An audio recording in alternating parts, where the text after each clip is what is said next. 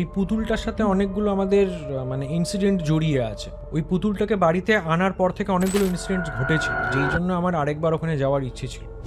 না, যেটা হয়েছিল সেটা বলতে গেলে আর কমফোর্টেবল থাকা যাবে না, আনকমফোর্টেবল ভাবেই বলতে হবে। তো ডলটা এনেছে, কিন্তু অ্যাজ সাচ কিছু হচ্ছে না, মানে আছে নিজের মতন, আমরা আছি নিজের মতন, কিছুই হয়নি। তখন আমার বেবি হয়ে গেছে ছোট।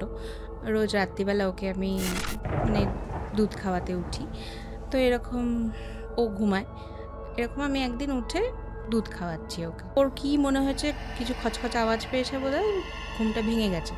ভেঙে গিয়ে উঠে আমাকে মানে এরকম ঝাঁকানো যাকে বলে, জোরে ঝাঁকিয়ে আমাকে মানে ভয়ময় বলছে, কি করছো কি তুমি? আমি এক্সপ্রেশনটা দিতে পারলাম না, মানে ওর যে চোখ মুখের আমার যা অবস্থাটা ছিল। অবস্থা ওই দিন রাত্রিবেলা, আমি কোনোদিন রাত্রিরে উঠি না, ও নিজেই বাচ্চাকে দুধ খাওয়ায়, ওকে রেখে দেয়। আমি উঠে দেখি ও দুধ খাওয়াচ্ছে, কিন্তু পাশেই বেবি শুয়ে আছে।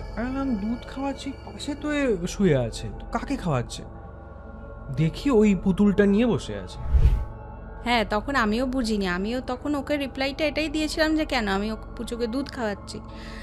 তো বলছে ও কোথায়, ও তো পাশে ঘুমাচ্ছে। তখন আমার ট্রান্সটা ভেঙে দেখছি হ্যাঁ ও পাশে ঘুমাচ্ছে, আর আমি আমার হাতে জাস্ট এইভাবে পুতুলটা।